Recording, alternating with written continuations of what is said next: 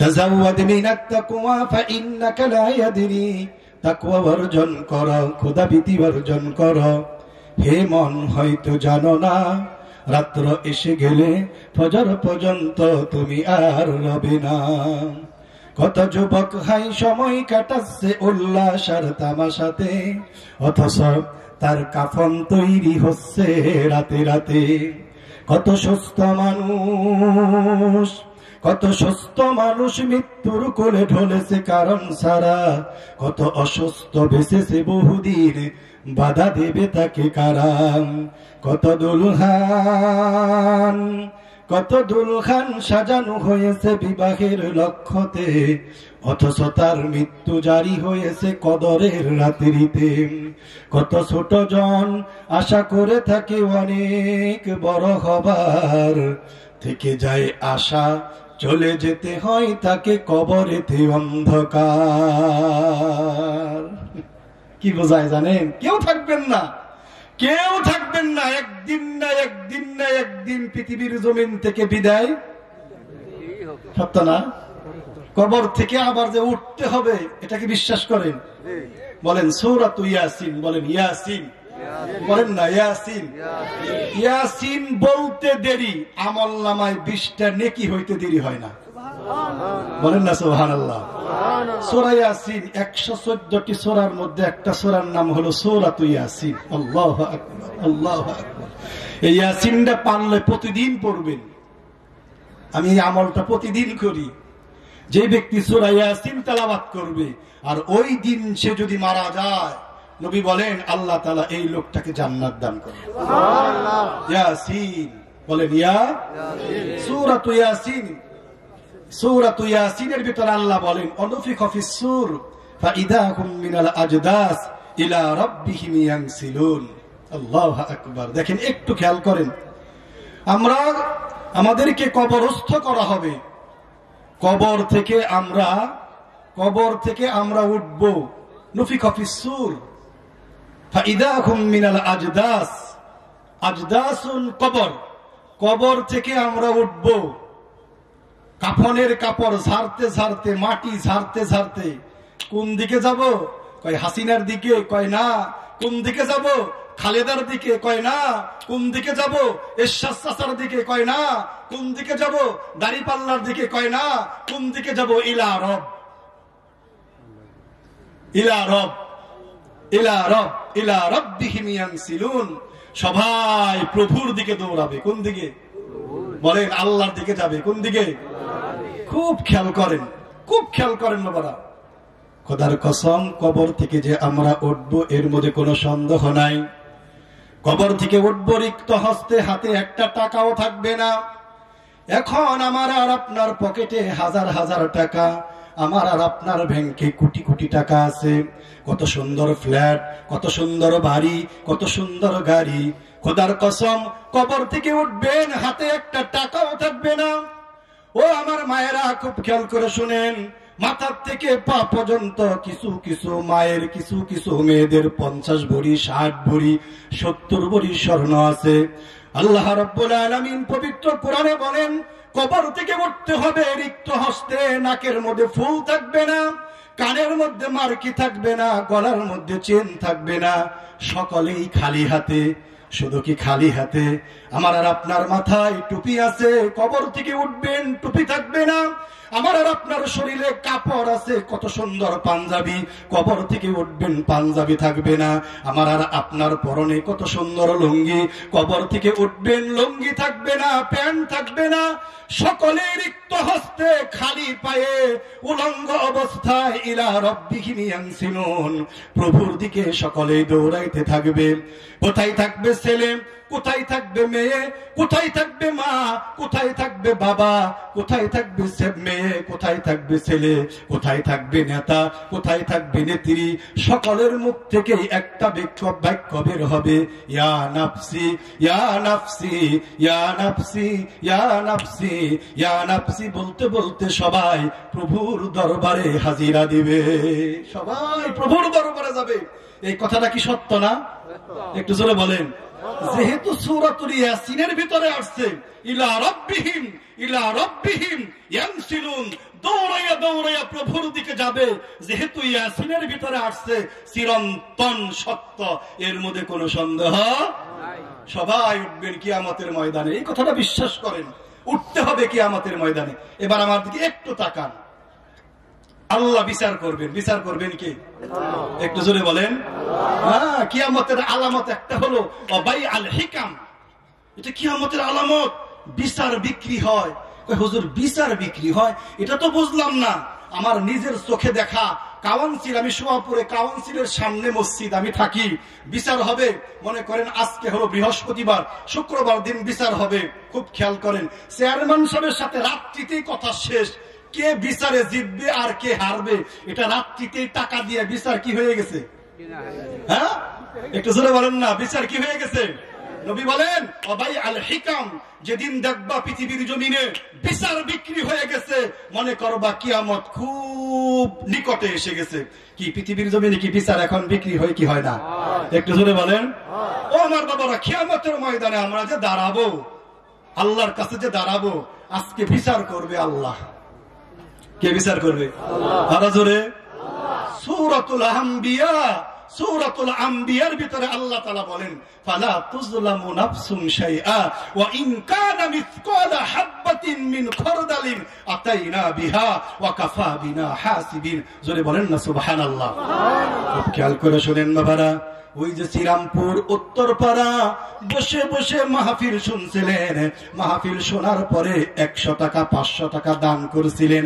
এটাও বাবারা কত সুন্দর, এটাও কত সুন্দর, এটাও কত সুন্দর, আল্লাহর সেই রেজিস্টার দপ্তরের খাতার মধ্যে উঠে গেছে। ওই যে শ্রীরামপুর গিয়ে মেলার মধ্যে একটু যাত্রা গান শুনছিলেন, ওই যে কালামপুর গিয়ে একটু নাটক দেখছিলেন বাবারা, এটাও কিয়ামতের ময়দানে উঠে যাবে, বিচার করবে আল্লাহ। ও দুনিয়ার মানুষ, তোমরা শোনো, পৃথিবীর জমিনে বিচার বিক্রি হয়, পৃথিবীর জমিনে মানুষ জুলুম করে। আল্লাহ রাব্বুল আলামিন সূরাতুল আম্বিয়ার ভিতরে আল্লাহ বলেন ফালা তুজলামু নাফসুন শাইআ, আমি আল্লাহ তাআলা আজকে বিচার করব, আমি আল্লাহ তাআলা আজকে বিচার করব। এই বিচারের মধ্যে কোনো পক্ষপাতিত্ব হবে না। সুবহানাল্লাহ বলবেন না? কোন পক্ষ নেবে না আল্লাহ তাআলা, যা করছেন তাই বিচার করবেন কে? একটু জোরে বলেন। আরো জোরে, আরো জোরে, একটু জোরে বলেন না। কে বিচার করবেন? কে? আপনাদের কি ধারণা আল্লাহ কি জুলুম করবে? এবার একটু খেয়াল করেন, আমতাজুল ইয়াউম আইয়ুহাল মুজরিমুন, আমতাজুল ইয়াউম আইয়ুহাল মুজরিমুন, এটাও সূরাতুল ইয়াসিনের ভিতরে আল্লাহ তাআলা বলেন আজকে যারা জান্নাতি তারা আজকে ডান পাশে, আজকে যারা জাহান্নামী তারা আজকে বাম পাশে, আজকে যারা জান্নাতি এরা আজকে ডান পাশে, আজকে যারা জাহান্নামী এরা হবে বাম পাশে। বলুন তো কি বিচার করবেন কে? আল্লাহ। আরো জোরে। কিছু কিছু মানুষ থাকবে ডান দিকে,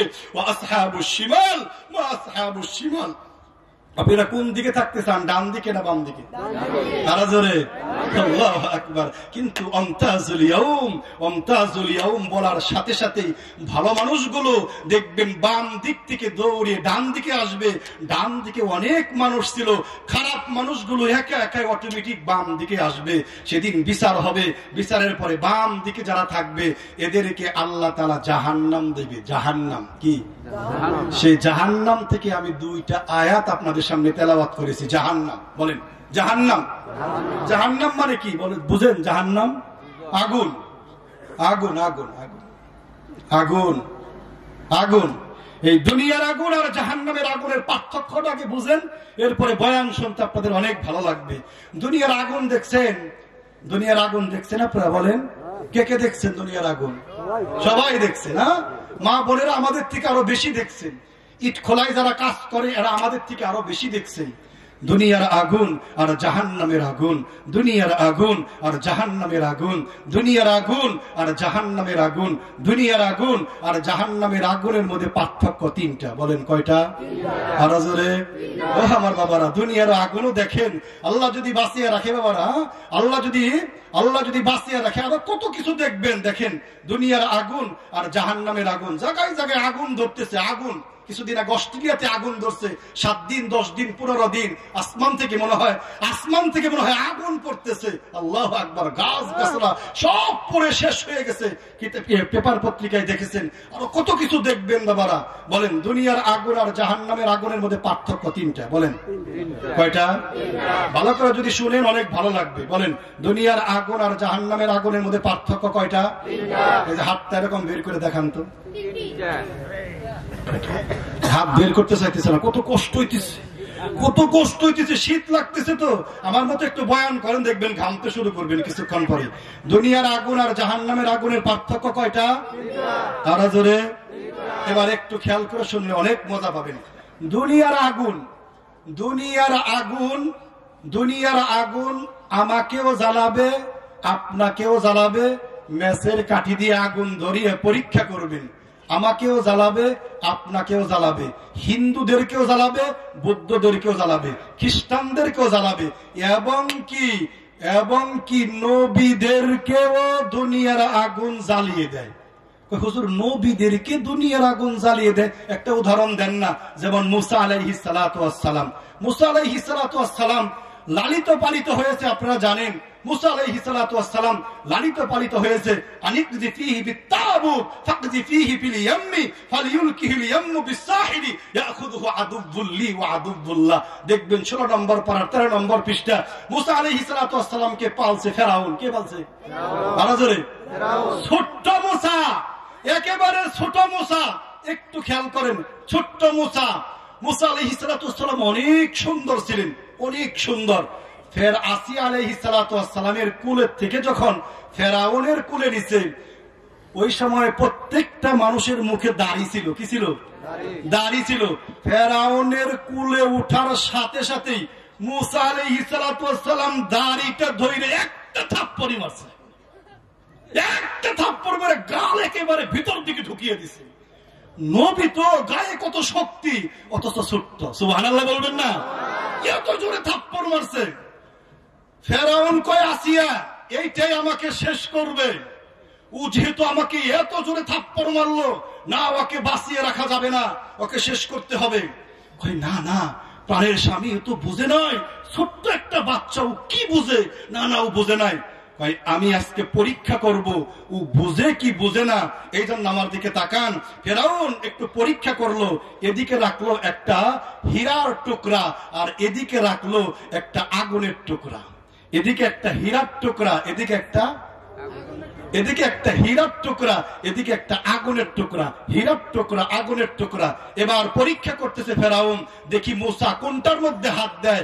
যদি হীরার আংটির মধ্যে, হীরার মধ্যে যদি হাত দেয়, বোঝা যাবে ও পাগল না। আর যদি আগুনের মধ্যে হাত দেয়, বোঝা যাবে ও পাগল। পরীক্ষা করতেছে কে? ফেরাউন। পরীক্ষা করতেছে কে? ফেরাউন। কাকে পরীক্ষা করতেছে?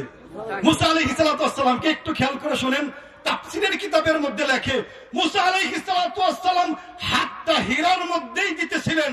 আল্লাহ জিবরাইলকে বলে, জিবরাইল রে তাড়াতাড়ি যা, মুসার হাতটা হীরার আংটি, হীরার টুকরা থেকে সরিয়ে আগুনের মধ্যে দে, আগুনের মধ্যে প্রবেশ কর, আগুনের মধ্যে ঢোকা, আগুনটাকে ধরুক, তাহলে ফেরাউন তো ওকে মেরে ফেলবে। এবার একটু খেয়াল করেন, মুসা আলাইহিস সালাতু ওয়াস সালাম সেই আগুনের মধ্যে ধরলো, আগুনটা নিয়ে মুখের মধ্যে দিল, সাথে সাথে মুসা আলাইহিস সালাতু ওয়াস সালামের মুখটা পুড়ে গেল এবং মুসা আলাইহিস সালাতু ওয়াস সালাম তুতলা হয়ে গেলেন। কি হয়ে গেলেন? তুতলা হয়ে গেলেন।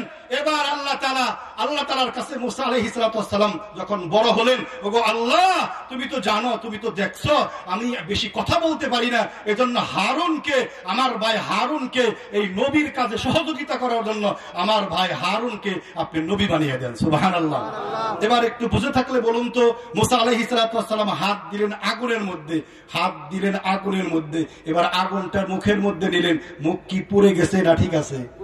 আর একটু জোরে। তার মানে দুনিয়ার আগুন নবীকেও ছাড়ে না, কাফেরকেও ছাড়ে না, বেঈমানকেও ছাড়ে না, মুশরিককেও ছাড়ে না, হিন্দুদেরকেও ছাড়ে না। কিন্তু খোদার কসম বাবারা, এই হলো দুনিয়ার আগুনের দৃষ্টান্ত।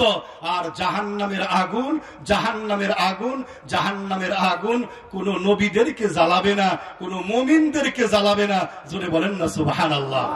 তাহলে দুনিয়ার আগুন কাফের বেঈমান মুশরিক সকলকেই জ্বালিয়ে দেয়, কিন্তু জাহান্নামের আগুন শুধু জ্বালাবে কাফের বেঈমান মুশরিককে, মুমিনদেরকে জ্বালাতে পারবে না।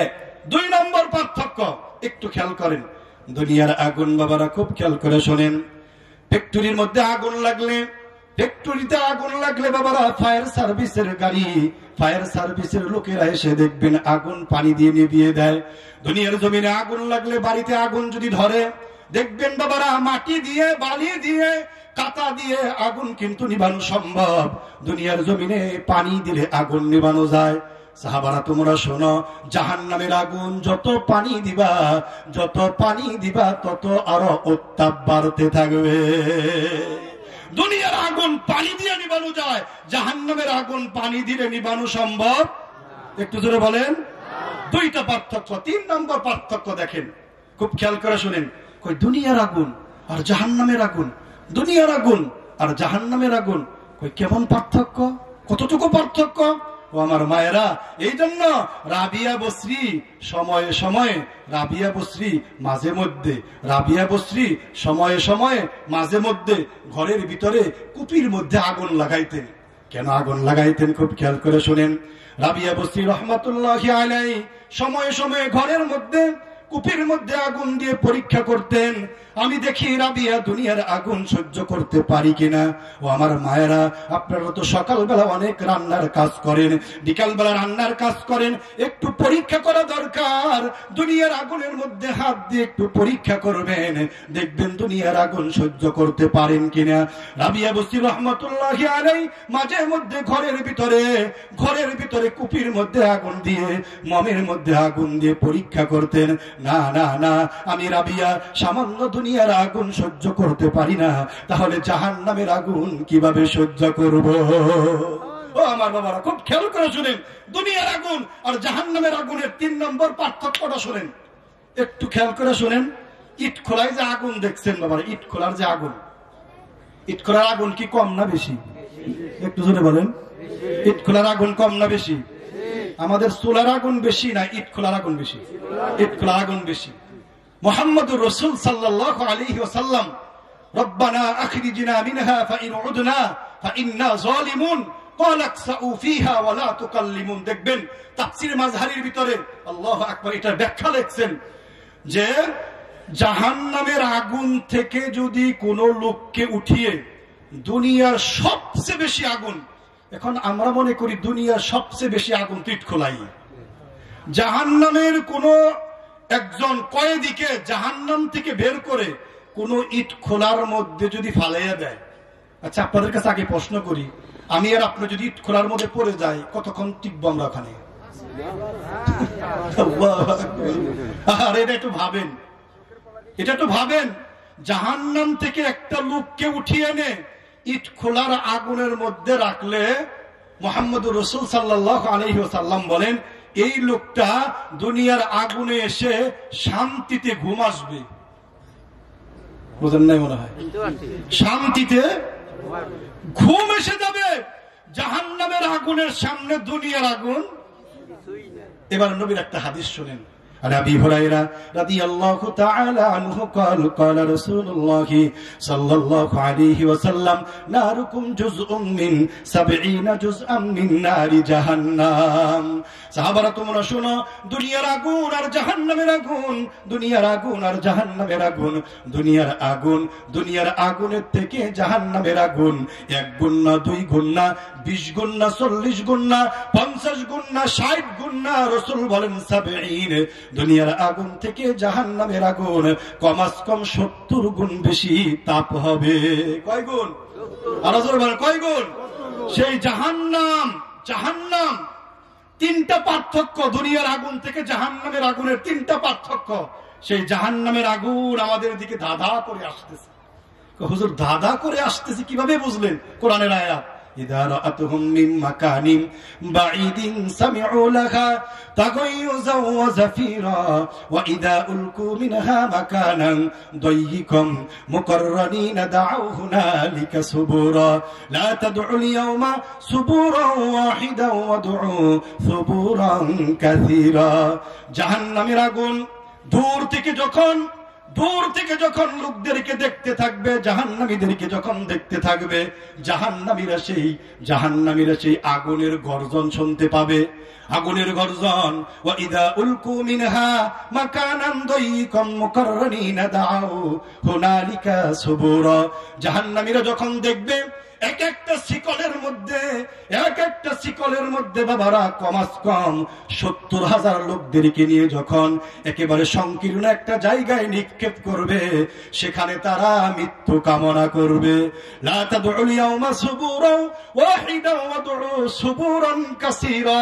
আল্লাহ তাআলা বলবে, না না না, আজকে তোমরা মৃত্যু কামনা করো না, না না, মৃত্যু তো একবার হয়েছে দুনিয়ার জগতে, আর মৃত্যু হবে না। লা ইয়ামুতু ফিহা ওয়ালা ইয়াহইয়া।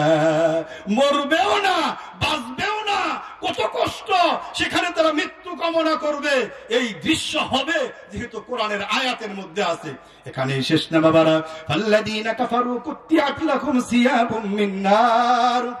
পৃথিবীর জমিনে বাবারা এমন দেখি নাই আগুনের পোশাক কেউ পরেছে, কারণ আগুনের পোশাক পরে কেউ এক সেকেন্ডও থাকতে পারবে না। আল্লাহ রাব্বুল আলামিন সূরাতুল হজ্জের ভিতরে বলেন, ফাল্লাযীনা কাফারু কুত্তিয়াত লাহুম সিয়াবুম মিন নার। যারা জাহান্নামী হবে আল্লাহ রাব্বুল আলামিন তাদেরকে আগুনের পোশাক পরিয়ে দিবে। কিসের পোশাক? একটু জোরে বলেন। সূরাতুল হজ্জের ভিতরে আল্লাহ বলেন আগুনের পোশাক, আগুনের পোশাক পরিয়ে দিবে। তারপরে ইউসাব্বু মিন ফাওকি রুউসিহিমুল হামিম।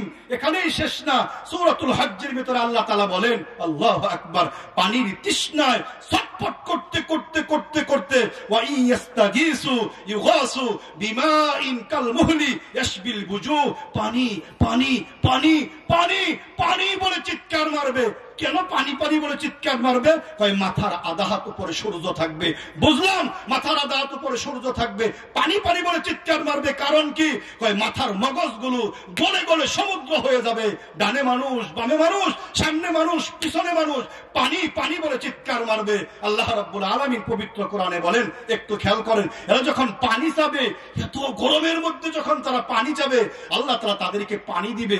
কেমন পানি দেখেন, ফাতালাক্কাসু শাফাতাহুল উলিয়া হাত্তা তাদরিবা সুররা ওয়া শাফাতাহুল উলিয়া হাত্তা তাদরিবা রাসাহু।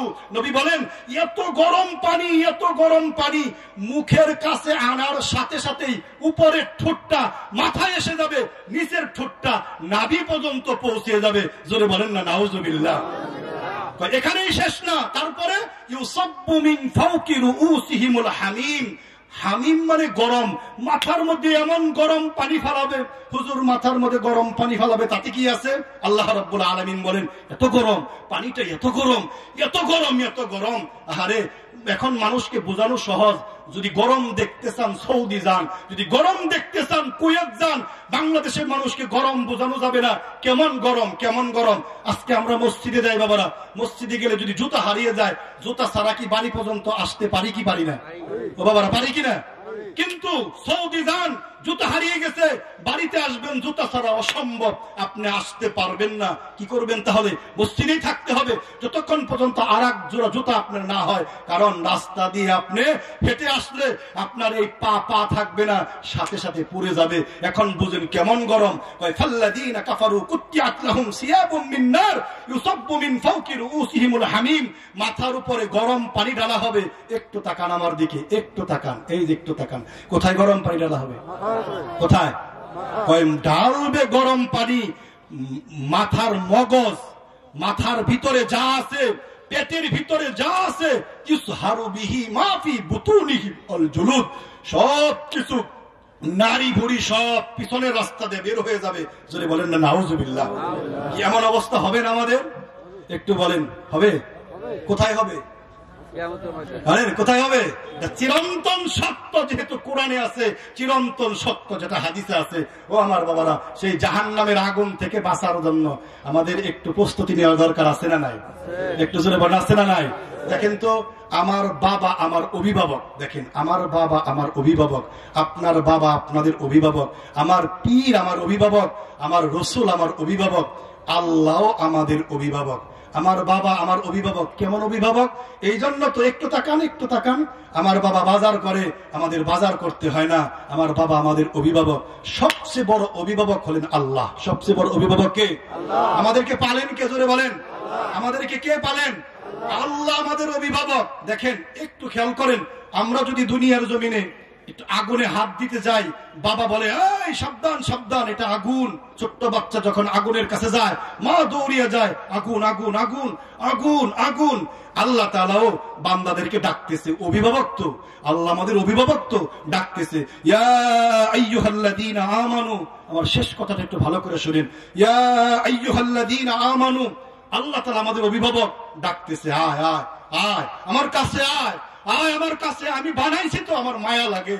আল্লাহ বলতেছে আয়। ছোট্ট কলে দেখবেন, ছোট্ট বাচ্চা যখন আগুনের ধরতে যায়, আগুনের কাছে যায়, মা দৌড়িয়া যায় কি যায় না? বলেন, যায় কি যায় না? আল্লাহ ডাকতেছে আয় আয়। সূরাতুত তাহরীমের ভিতরে আল্লাহ বলতেছেন, ইয়া আইয়ুহাল্লাযীনা আমানু, হায় আয় আয়। আল্লাহ খুব মায়া করে ডাকতেছে, আয়। কু আনফুসাকুম ওয়া আহলিকুম নার, নার নার, জাহান্নামের আগুন থেকে বাঁচ। কে বলতেছেন? একটু জোরে বলেন, আরো জোরে বলেন। আল্লাহ বলতেছে বাঁচ, জাহান্নামের আগুন থেকে বাঁচ, জাহান্নামের আগুন থেকে তোমরা বাঁচো, জাহান্নামের আগুন থেকে তোমরা বাঁচো।